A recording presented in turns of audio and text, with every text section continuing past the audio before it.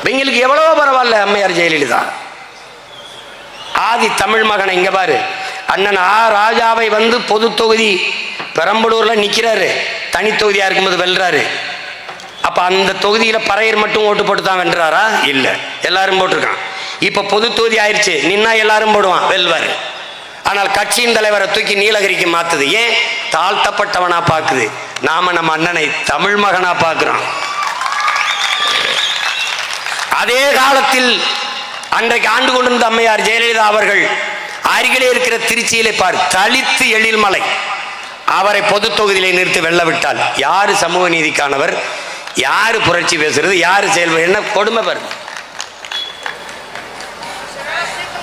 தாழ்த்தப்பட்டவன் வீழ்த்தப்பட்டவன் என்று சமூகத்தால் புறக்கணிக்கப்பட்ட அருந்ததி மகன் ஒருவரை ஐயா தனபால் அவர்களை 2 முறை சபையின் நாயகராக்கி உட்கார வைத்து, ஐயா தனபால் அவர்கள் வரும்போது நாட்டின் முதலமைச்சர் உட்பட எல்லோரும் எழுந்து நிற்கிற உயரத்தில் உட்கார வைத்த அழகு பார்த்த அந்த பெருமகள்.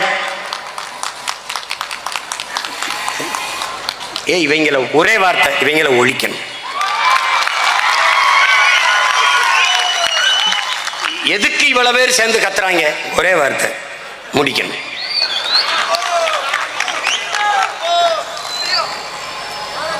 ஸ்டாலின் தான் வராரு, குடியல் வேற போறாரு, இதுதான் மக்களோட முடிவு. இப்ப மக்களோட முடிவு முடிக்கணும். நீ என்ன வேணாலும் போடு, என்ன குத்து, ஓட்டுக்கு 5000 கூட கொடு, ஒன்னும்